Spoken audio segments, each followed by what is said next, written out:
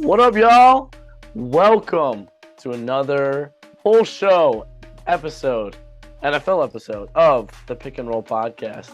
Today, we're going to do a little bit of Super Bowl recap and have a lively discussion on some potential NFL offseason moves. So let's get into it.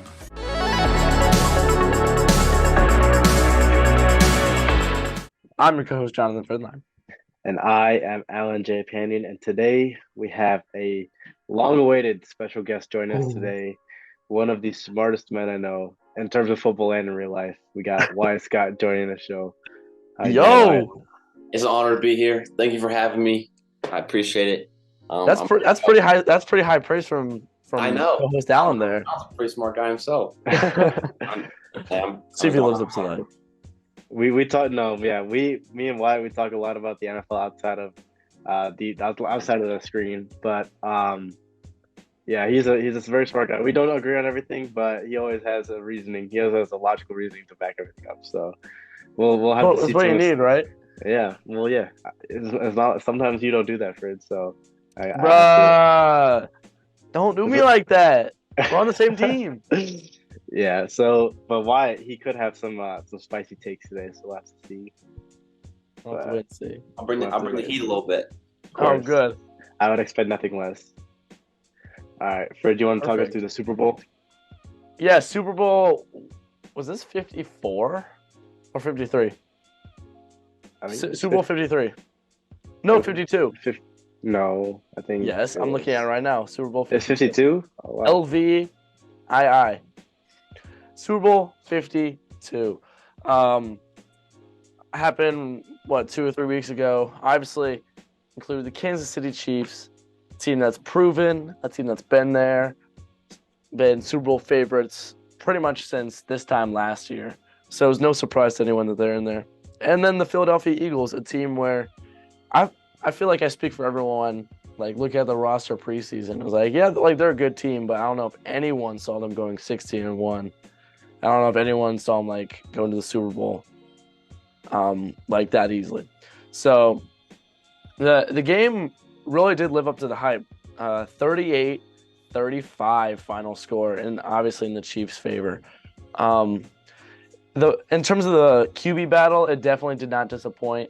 Jalen Hurts throwing 304 passing yards, as well as rushing for 3 separate touchdowns, and then Patrick Mahomes' 182 passing yards. But even though the Chiefs did get the dub, it was the Eagles that held the momentum and the pace in the first half. I have it right here. They actually outscored the Chiefs 17-7 in the second quarter, and that was even wasn't the second quarter the fumble, Jalen Hurts' fumble.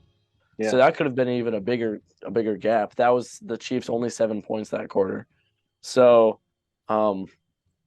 definitely controlled the way that way. But then the Chiefs showed their experience, showed that they were the better team, and Patrick Mahomes had a legitimately near perfect second half, which ultimately helped them get the win and let him get his was it his second Super Bowl MVP? Mm-hmm. That's the second one? Yeah. Going along with that, obviously you had 2 incredible performances by 2 great quarterbacks. Obviously you have the 2-time MVP, Patrick Mahomes, and then you got the rising star, Jalen Hurts. So Wyatt, our first question to you is, who do you think had the better performance in the Super Bowl, Jalen Hurts or Patrick Mahomes? Better performance in Super Bowl 57. 57, Fred. Dude, I don't know how to read Roman numerals. It's okay. It's complicated. Yeah. Dude. I saw the V there, but I just didn't. I just threw it away in my mind. Hey, you got a lot. I literally said LVII. Yeah. And I said 52. You had a lot of responsibilities there. Yeah, you got a lot going on. I know him, dude. We're moving past it. I literally, as I was saying it, I was like 52. That does not sound right because like Super Bowl 50 was so long ago. Yeah. Jeez. 7 years ago, actually. That's terrible. So I think it's a tough question because if you just look at the stats of the 2 quarterbacks, Jalen Hurts' numbers pop off the page, especially compared to Mahomes. Like if you look at like Mahomes' averages, even like looks like a pretty mediocre game for him. Like 182 passing yards is probably a postseason low. He had 3 passing touchdowns. 2 of them were wide open. He did have like 50 rushing yards, something like that. But Jalen Hurts like outthrew him by 120 yards, outrushed him by 50 yards. Had 3 rushing touchdowns. No interceptions. So his numbers certainly pop up the page where it's like, wow, he had a great game. But if you look at the timing of it, I think is my biggest thing. So like Mahomes' second half, when down 10 going into the third quarter, was flawless. He had 1 incompletion and it was a drop pass. You couldn't have played better football. He controlled the clock. He controlled the the pace of the game and everything. And one of the reasons they have such a big stat like discrepancy is I think the Eagles had the ball for 14 more minutes than the Chiefs did, which is like a huge deal. Yeah, that's crazy. So it's hard for me to say Jalen Hurts had a better game than him when Mahomes did everything he needed to do to win, and they won because of him. But if you just look at stats, like he statistically did have a better game, and probably one of the best games in Super Bowl history. 4 total touchdowns, 300 yards, like that. Yeah, for sure. And we talked about this before, but Mahomes' 26-yard rush in the fourth quarter to keep their drive alive. I think that was one of the timing plays you were talking about, Wyatt. Yeah. And that's like one of the reasons why Patrick Mahomes did have what was considered a really, really good performance in the second half. But me personally, I think Hurts overall the entire game, I think he was hitting on his passes. Going into the game, he had that shoulder injury, so we didn't know how much he was going to pass. But with the run game failing and the defense not being able to stop Mahomes that effectively, he definitely stepped up with his passing. Obviously throwing for 300 plus yards, and then even rushing. Obviously, he has that fantastic line, but some of the rushes he had were pretty impressive too. So overall, the entirety of the game, I think Jalen Hurts had a better performance, but Patrick Mahomes made more clutch plays and played the best in the timing spots. And I feel like it can be said that Jalen Hurts had the most timely error of the game. Yeah. Definitely that. We kind of hinted at it before, but yeah, that costly fumble in the second quarter that just basically, especially against a team like the Chiefs, like that they're going to capitalize off something like that. Like that's just a free 7 points for the Chiefs.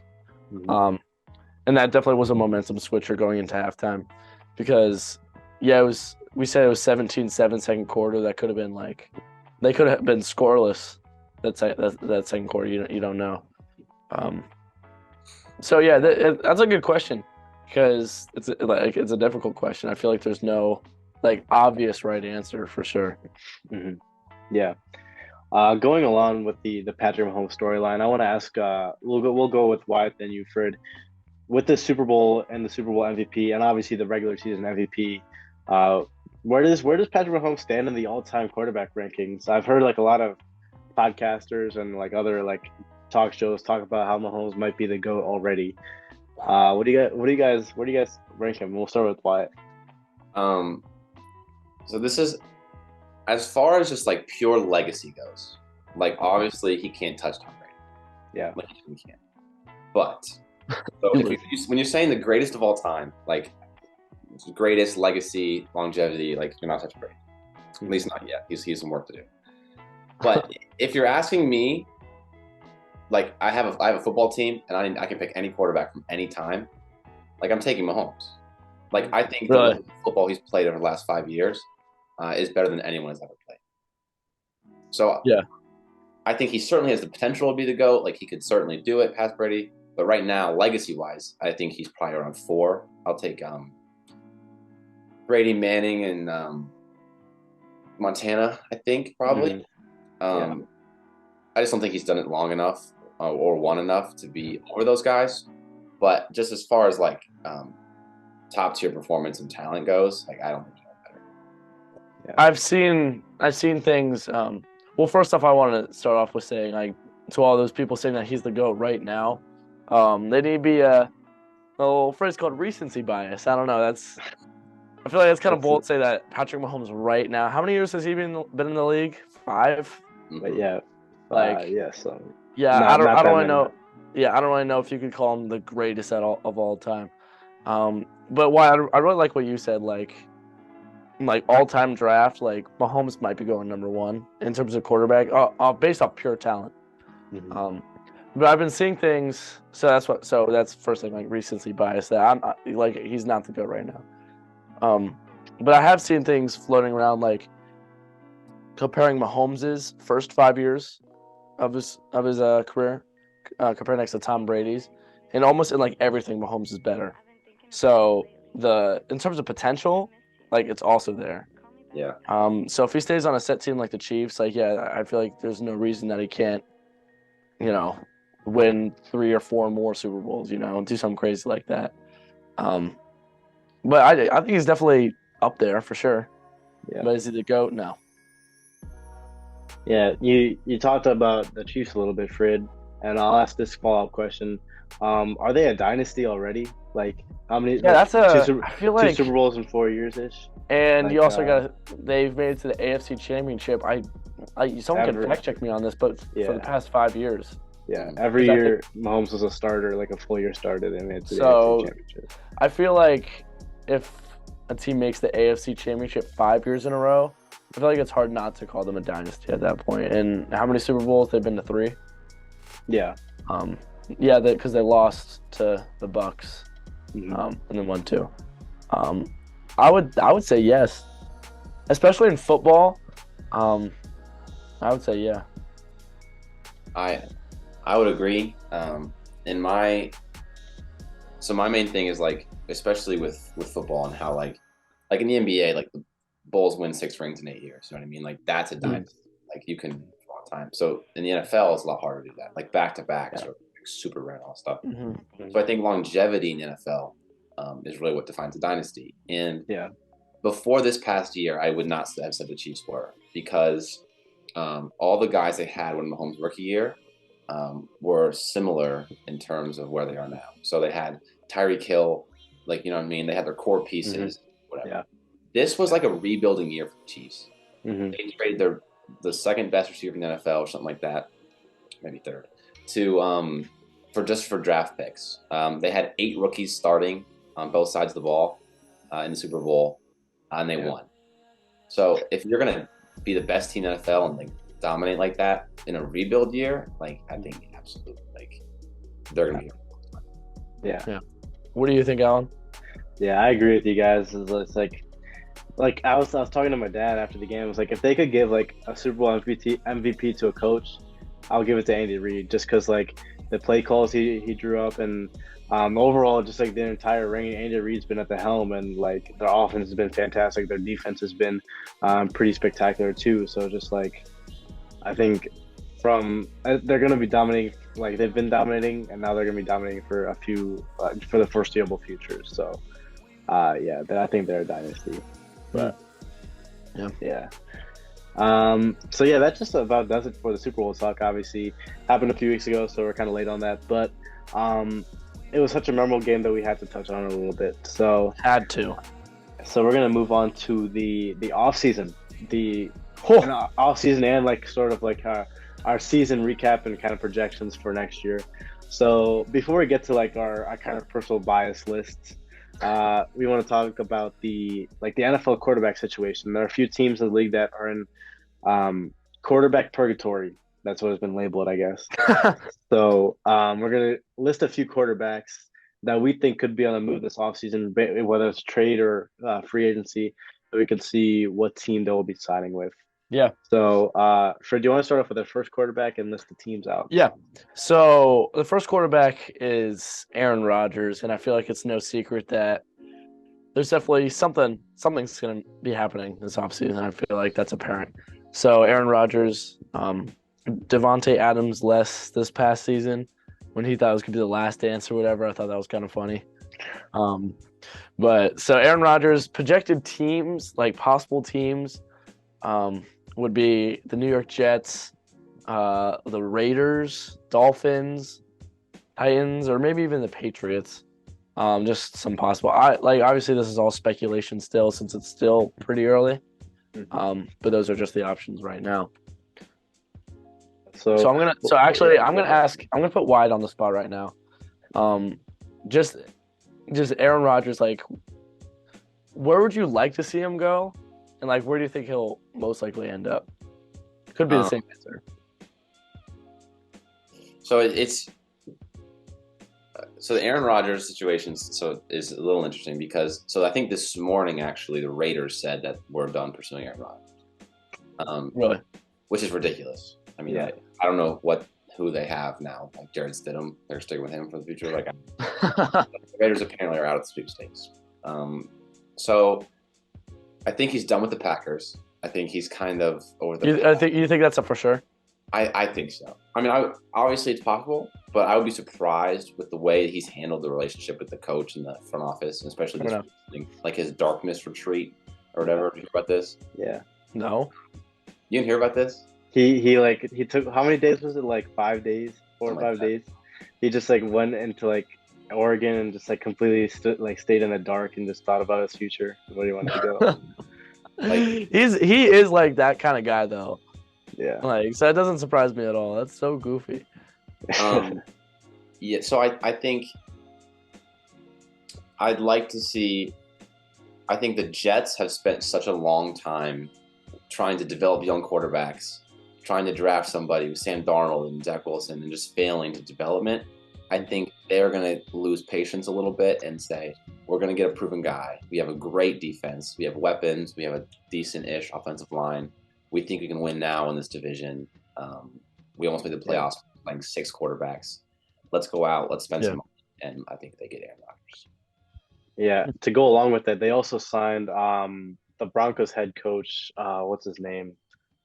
The one they fired. Hackett? Nathaniel Hackett, who's buddies with Aaron Rodgers. They hired him, I think, as an offensive coordinator to try to, like, it's both as like a move to fill up incentive, but also like as a marketing ploy to try to get Aaron.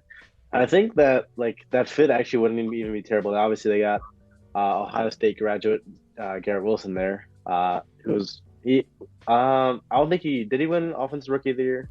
Yeah, not sure. Offensive Rookie of the Year. Wow. Olave was robbed. I was gonna say, what happened to Olave there? Yeah, as Ohio State fans, we're happy either way, but happy and sad. Yeah. So, but that was a 1,000-yard receiver, Garrett Wilson, Offensive Rookie of the Year. They got a improving O-line with Mekhi Becton, I think, at left tackle, who's a really good O-lineman.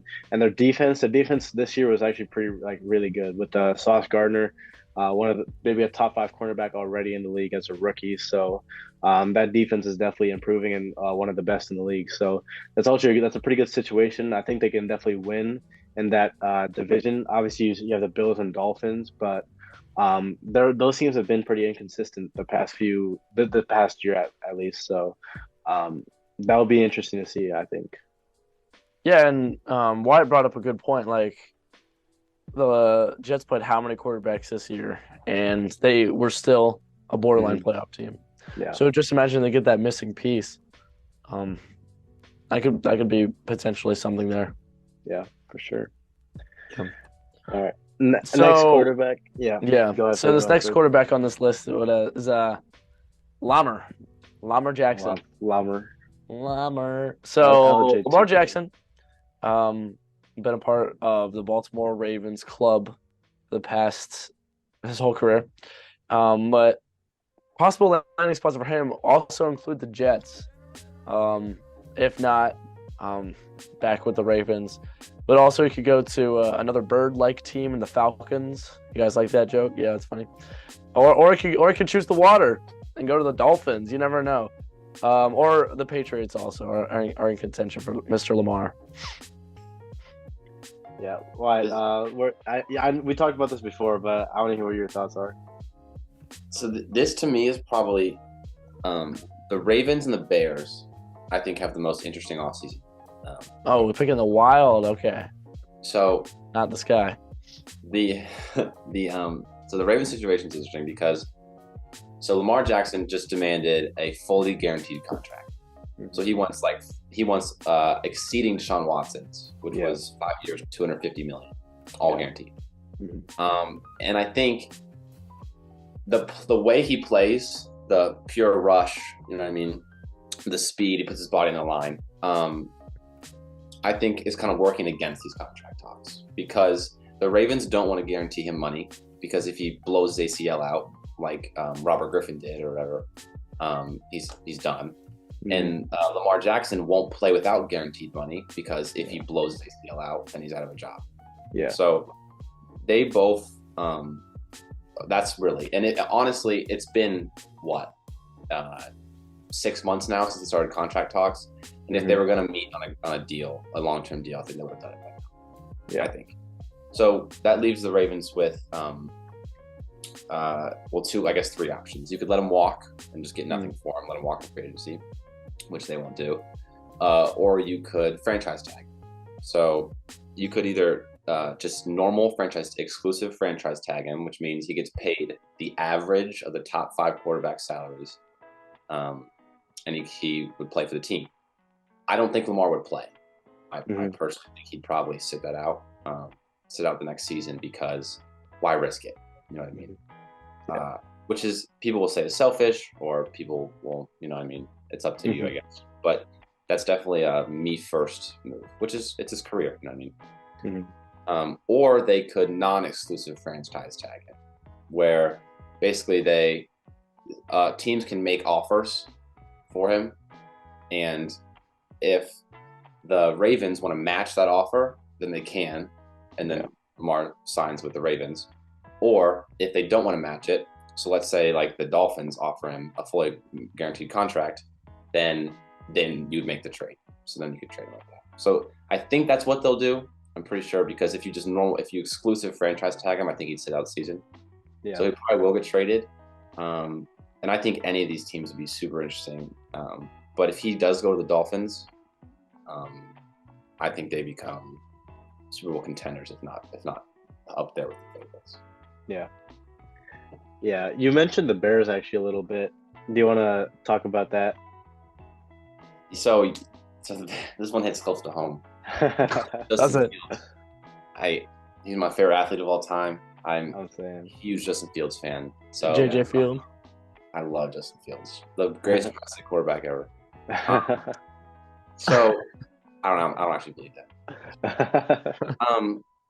So with the Texans imploding in the last play of the season and giving the Bears the first overall pick, it creates a super interesting kind of a situation here, because there's 2 quarterbacks really, Stroud and Young, that people want, and they know the Texans are going to take one of them. So if you're the Colts or the Raiders or one of these teams that's trying to trade up, because the Colts are 4 right now, you need to trade to the first overall pick if you want to ensure you get the guy you want, right? Yeah. So if the Bears were just like, we're going to draft a defensive player, we're going to take Will Anderson with the first overall pick, then the Colts wouldn't need to trade with them because either Stroud or Bryce Young would fall to them. So the Bears recently have been saying, like, they interviewed Bryce Young, they came out and did workouts with CJ Stroud. Like, they're putting out a lot of smoke that they're going to draft a quarterback. Are they just doing this to increase the value of their pick? So now the Colts feel like they need to trade up with them? Or are they actually thinking about moving on from Justin Fields? I think that would be, I want them to. I hope, get Justin Fields out of Chicago, please. Out of there. Please go resurrect your career. Go to the Saints. You be the MVP. I promise. Whoa. I'll stand by that. If he leaves Chicago, he'd be a top 3 MVP finalist. Ooh. Interesting. Or are they just doing this to raise the stock of their pick? I don't really know, but I think it's interesting because you're gonna have to pay him when his rookie deal ends. So if you draft Bryce Young now, who you think has more talent, then it kind of resets your timeline. You have more years on a rookie deal. So it's interesting. And we probably won't even know. It's like the last week before the draft. Yeah. So I think those 2 teams are really cool. Yeah. So Justin Fields was another quarterback we talked about. And Wyatt, you mentioned it. One of the teams that we had on the list was like New Orleans Saints. Him and Olave teaming up, that would be so fun to watch again, just as an Ohio State fan. That would be crazy. But yeah, like you said, Chicago is just franchise. So I'm hoping for the best for Justin. And with Lamar, in regards to Lamar, I think the Falcons would be pretty interesting because they do have a lot of draft capital and a lot of ability to trade for him. But I think Miami, imagine they like start running triple options with him, Tyreek, and Jalen Waddle. That would just the immense speed would just be uncanny. That would be crazy. It's a So coach's dream. I know, like, yeah, and like, no offense to Tua, but like Mike McDaniel took that team to the playoffs with Tua as their quarterback, or like Tua like half the season, who was battling injuries. They took an injured Tua to the playoffs. So imagine what we could do with a talented player like Lamar. So Yeah. yeah. All right, Fred, do you want to take us through the last two quarterbacks? Since they're not like super game changing, but they're there nonetheless. Yeah, Derek Carr. Derek Carr from the Las Vegas Raiders. Derek Carr, possible landing spots for him. Could be in Carolina with the Panthers. The Jets. I feel like we could see now that the Jets are open to a new quarterback. And then you also have a team like the New Orleans Saints. Like you said, it's never a game changing. Derek Carr didn't have it's no secret he didn't have a career year last year. And personal opinion, I feel like it's reasonable to say that his time in Las Vegas could be done or could be closing in on being done. But I don't really know where he'd go from here though. Oh. Yeah, Derek Carr, like I thought at the beginning of the season he was gonna be like an above average quarterback, but this season I don't know. I don't know if there's like the mismatch in coaching with him and who was their coach? McDaniels. I think I don't know if that was a mismatch between those two, or just that he's not that good at quarterback, or as good as I thought he was, but it didn't work out. I think it'd be interesting to see him in Carolina with I don't know, just like trying to not reset, but like have another opportunity to resurrect his career, I guess. So yeah, and then finally we have Jimmy G. Jimmy G. He's a free agent, so he can sign anywhere. The top destination I think was the Raiders, from what I read in an article, and that would be interesting to see him and Devontae to see how he replaces Derek Carr. And him and McDaniels both like that West Coast kind of scheme, so it'd be interesting to see that tandem with Devontae and Josh Jacobs and Darren Waller in Las Vegas. But yeah, any other thoughts on that? Jimmy G to me feels like whichever team misses out on all the other quarterbacks ends up. Fair enough. That's fair. Like, I mean, if you just look at the names that we're talking about in free agency, Lamar Jackson, Aaron Rodgers, Derek Carr, like, if you're the Jets and you miss out on all of those guys, end up with Jimmy G, like, or especially the Raiders, like, those feels like sideways moves for me. You know what I mean? Like, moving on from Derek Carr, who knows the system, has been there for 8 years, who knows the guys, to Jimmy G, like, I don't really know what that does for you. Yeah. All right. Now that we're done talking about the potential quarterback moves, we're gonna be discussing something that could get kind of debatable and controversial. We're gonna be giving our top 10 quarterbacks, or kind of tiers of quarterbacks. So you'll see on the screen there'll be my tier of quarterbacks, and we're going to be based off this. We're going to be kind of debating where quarterbacks should be. So I'll just kind of read it off. We got at the number one quarterback spot, or I'll read my top 10 off, or top 8 off. And the tier list is just kind of the quarterbacks I have in tiers. But my top 8 is number 1, Patrick Mahomes, without a doubt. Number 2, Joe Burrow.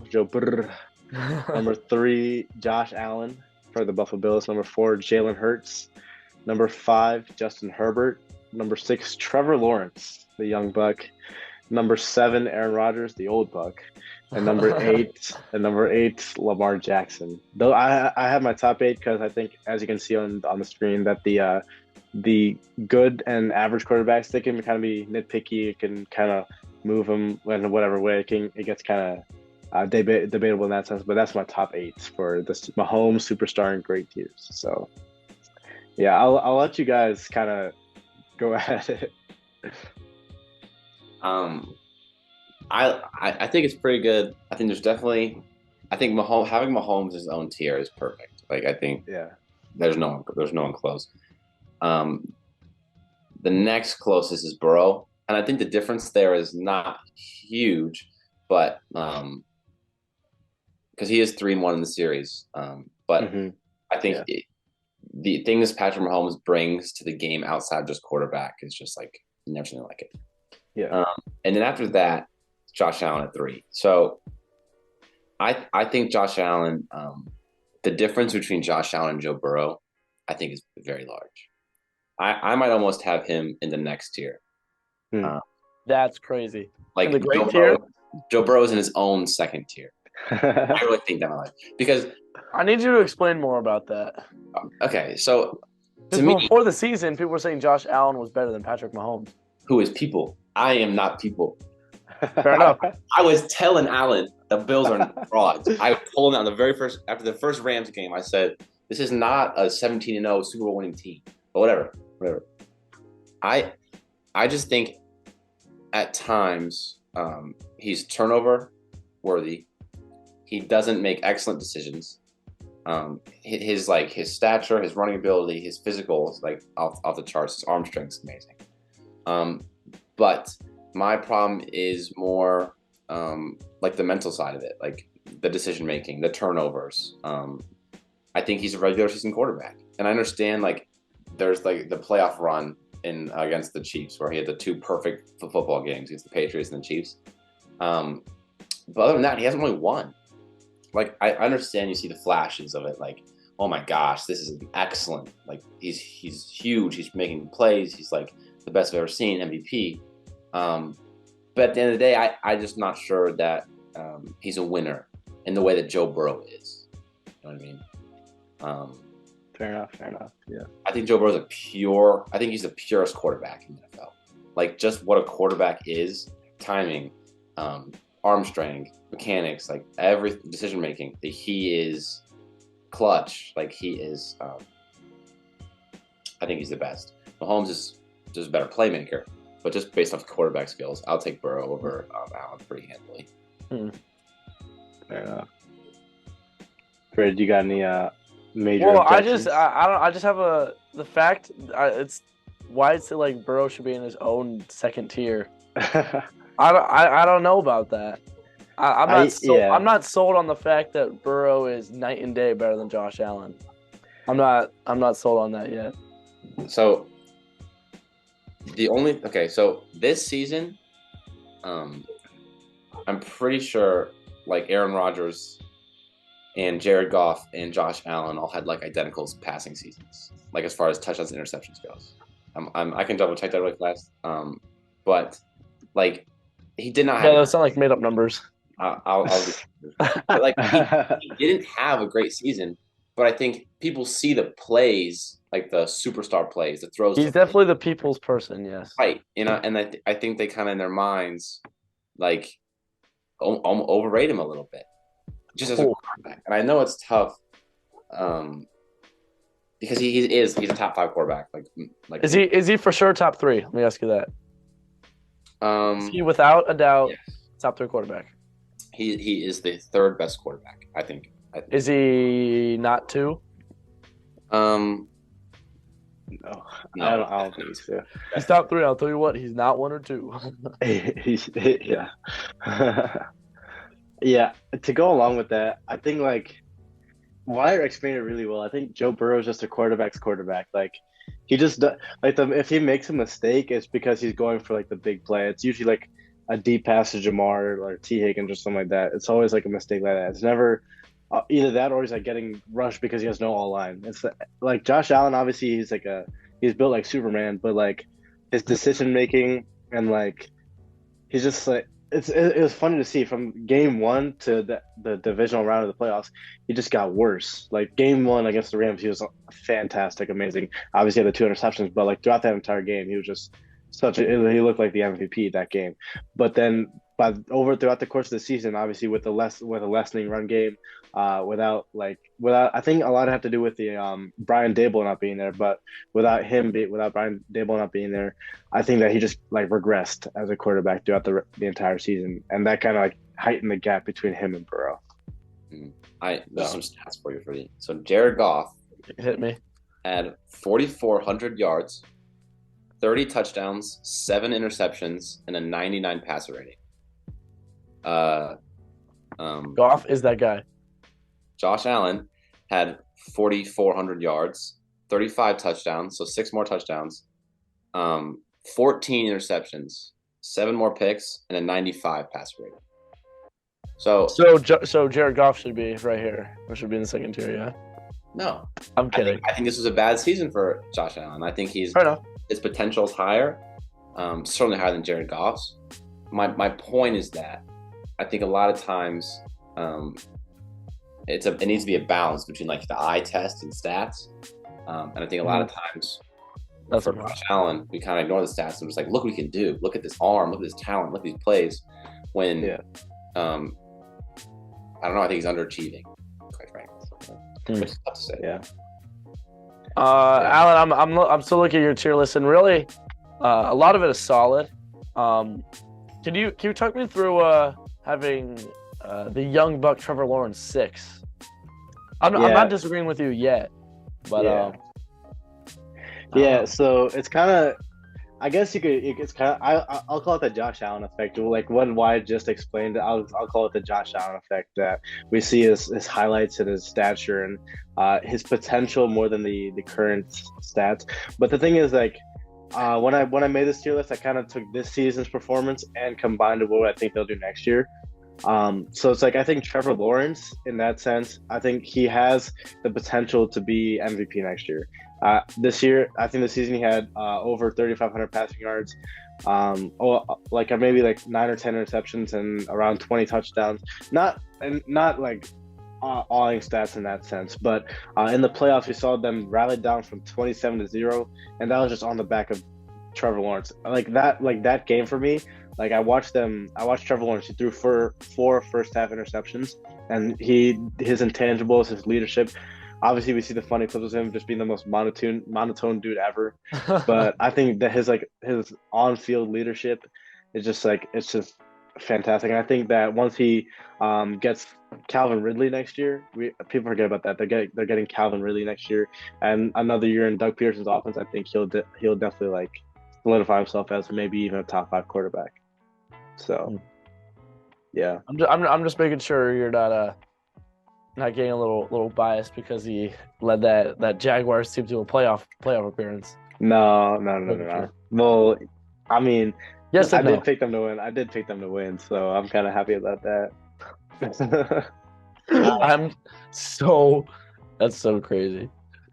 It was funny, Fred. If you picked them to win, you'd have a perfect AFC. A perfect bracket, of course. They had the Chargers had to have the sell of the century. Yeah, that was bad. That was not funny. It's not funny.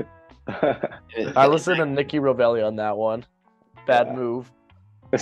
In that game, it's crazy. Like, yes, Trevor Lawrence did like leave come or whatever. He also threw like 4 interceptions in the first quarter. Yeah. That was the crazy part. That was what I was thinking. Like, he threw 4 interceptions and like he never got down on himself. He still had the confidence to come back. I think he threw for over 300 yards that game at the end of the game, and showed tremendous maturity. And I think with that going into next season with that confidence and seeing what he does those flashes that he showed, I think he solidified that spot there. I absolutely respect that. I think I'd probably, so it's hard because like you think about like the future he has and all the potential. Mm-hmm. I think I'd probably put Rodgers over him. I think statistically they had similar seasons, except Lawrence has way better weapons. Yeah, that's true. That's fair. Rodgers, but I think they're definitely close. So I'm not gonna like hate that. But I think I'd probably like if I wanted to win the Super Bowl next year, I'd take Rodgers on my team over Lawrence. But long term, I mean, Rodgers is what, like 30 years, something like that. Yeah, fair. That's fair. Yeah. So yeah, I think that's all interesting. The other thing I'm going to say, and this is another hot take that you guys might not like. I think the most overrated quarterback. Now, I'm not saying he's not good. Don't hear that. But I think Justin Herbert. I knew he was going to say Justin Herbert. Is the most overrated quarterback. Really? I think so. He has the most passing yards through 3 seasons. Like as a. Right. So the stats. Yeah, how are you going to rebuttal that one, Wyatt? Stats are amazing. I'm not arguing that. But he's the same kind of thing. Like he doesn't win games. He has, and so now, so this is an example. I think there's nobody who's more protected by the media than Justin Herbert, and I think Justin Herbert's great. I think he's a top 7 quarterback, something like that. I don't know, but people act like he is like before this playoff run, there was questions about Burrow or Herbert. Like, who would you rather have? Yeah. Like Herbert. Herbert, he underachieves. Like, especially in the win column. Like, the Chargers have an extremely talented offense. Mm-hmm. They have extremely, like, they have players, they have things. He was I forget the exact stat, but he was low 20s ranking for yards per attempt this year. He's not throwing the ball down the field. In the playoffs, like when they blew that 31-point lead or whatever to the Jaguars. Yeah. If you score, I think they had a field goal to start the third quarter. But if they score one more point, they win the game. Yeah. So, like, everyone's saying, oh, that's the defense, that's coaching. Like, Justin Herbert did absolutely nothing for a half. I mean, he didn't even move the ball. I think he got like 2 first downs. So it's not. I don't know. And then the media after, there's no blame on Justin Herbert at all. Like, he's like this. They put him on a pedestal or whatever. I think he's great. He's all talent. Stats amazing. He leads the league in like everything through his first 3 years. Yeah. But I don't know. I'd like to see it correlate to more wins. I think this is what I like. Yeah, I will say, I actually I like that take a lot because he definitely is. He's looked as like untouchable kind of. He's like, oh my gosh, he's such a talented. His arm, people see his arm. Like, going back to the Josh Allen effect, people see his the plays he makes, the deep balls he throws. They don't see the games, the wins and the losses and stuff. So I do agree with you that, but I think a lot of it has to do with, like, I don't want to blame it on the coaching, but a lot of it does have to do with coaching. Because think about it, he has had like I think 2 or 3 coaches, maybe I think 2 coaches through his 3 years. Both of them not being very good coaches, both Brandon Staley and his first coach. And his 2 receivers that he had, Williams and Keenan Allen, they haven't been healthy that much at all. But when you see when he does have Mike Williams and Keenan Allen, they do correlate to wins and they do correlate to a lot more success. But he hasn't had them that much. And now we see the Chargers are looking to maybe even cut Keenan Allen. So I don't know how that's going to work, but I do agree with that. He is a bit overrated in the media's eyes. I will say that. I agree with that. Yeah. Yeah. I want to touch on one quarterback. I think before the season, people would have ranked him a lot higher, or maybe even in the great tier. But in my tier, he's in the average tier. I have Dak Prescott. Oh yeah, well, guess for it. Dak Prescott. No way. That's great. I'm so proud of you. I know Carter. Your brother is used to be, or I don't know if he still is. He's a big Dak Prescott guy, but this playoffs was pretty. Obviously, they're playing the 49ers, but it was hard to watch at times. Yeah, it's a tough one because he has, like, they always say, like, he has like the intangibles. You know what I mean? Like, he's big, strong, or whatever. But like, he's a great leader. Like, he's a locker room, all this stuff. And I think early on his career, like, he had like the perfect situation. Like, the offense, he had like the best offensive line. He had weapons on the outside. He had a good defense, a solid coach at the time. And he won. He was 13-3 his rookie year, made the playoffs. I think he won a game, actually. Yeah. So, but I think as those kind of things, like the foundation has kind of fell off from underneath him a little bit. So now he has all his coaching problems. His offensive line's beat up. He lost Amari Cooper. CeeDee Lamb's inconsistent. Like, he's not been able to like maintain that success. And a lot of quarterbacks probably wouldn't maintain that success. But I do think Dak, he has regressed, but not because of anything like his fault necessarily. His situation has just gotten worse and worse like every year. So I think I would agree that I think he's a serviceable quarterback in the NFL. Like I think a lot of times, especially after this season, like everyone was like over here on Dak, and they completely swung the other direction. Now they're like trade him, cut him. We want a new quarterback. I think that's like an overreaction. But I don't. He's definitely not the franchise quarterback that everyone thought he would be like 2 years ago. Yeah. I saw a report that Cowboys might look to draft CJ Stroud, trade up and draft CJ Stroud. So that would be really interesting to see the QB room in that sense. But yeah. Finally, I think this is a good way to end off the show. I'll talk about Justin Fields a little bit more. We talked off camera. Great potential. I put him in a great potential category. He has fantastic potential. I think he could. I agree with you in the sense. I think he could be MVP one day in this league. But you disagree with me that he's in the great potential category right now. Why do you think that? It's okay. I agree he has great potential. Like I'm agreeing with you. But does Trevor Lawrence have great potential? Yes. Then why isn't Trevor Lawrence in that tier? Because I've seen him. I've seen enough of him. Seen the fruits of his labor. Okay. Exactly. So then what I'm asking you is like I don't even know how he doesn't even make the tier list. The guys he's with in his tier have played a combined 4 games in the NFL. They don't even not players, just people. Trey Lance. Like Justin Fields, like right now he should be in the good quarterback. I think that's fair. And you can say, oh, I've seen it with his legs or whatever. He has the worst offensive line in the NFL statistically. He has the least amount of time to throw in the NFL statistically. He's been sacked the most times over the last 2 years. He has no help on the outside. They traded a 2nd-round pick for Chase Claypool, who didn't do anything.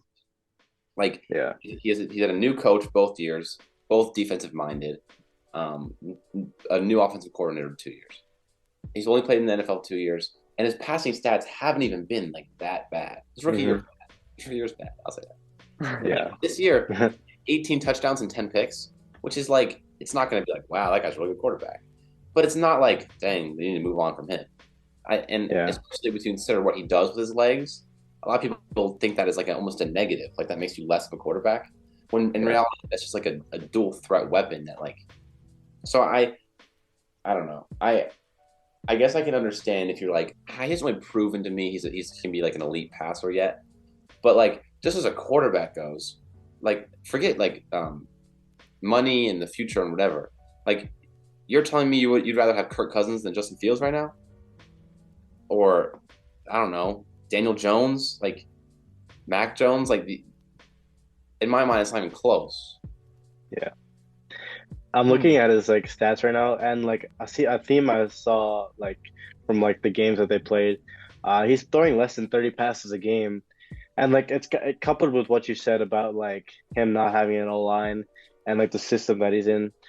That's the kind of reason I put him in the potential category, because like we talked off camera a little bit about like how much system means to a quarterback, especially in their early years. Like we talk about Jalen Hurts, him being in the perfect system, Dak Prescott, him being in the perfect system. That's why I put him in the potential category, because I would love like Trevor Lawrence. He's in the right system right now, and he's thriving, I guess, in that sense. But I think Justin Fields, he's not thriving yet because he's not in the right system. So he has potential. Like if he stays in the system, I think he'll end up being like a more backup quarterback role, like you said, a Tyrod Taylor type of player. But if he is in the right system, I think that, like you said, he could be like special. He could be a special player. Yeah, and I'm clearing the bias out of my mind. I'm no more. That's a good I'm so personally attached. I need him to be good. Yeah, I love him, bro. I love him as a player. He's very entertaining as a player. He did a lot for Ohio State, so I only want to see success for him in the future. So, but that's just my opinion, and it's okay to have different opinions around here. But, absolutely, Alan. Yeah. So, that was a really good show. I really enjoyed that. That was a full show. That was a full show. Full episode for you. Full episode. Fred, I'll let you take it away. Yeah, well, I feel like everyone at home, please like give yourself a silent round of applause for Wyatt Scott. Wyatt, thank you for coming out.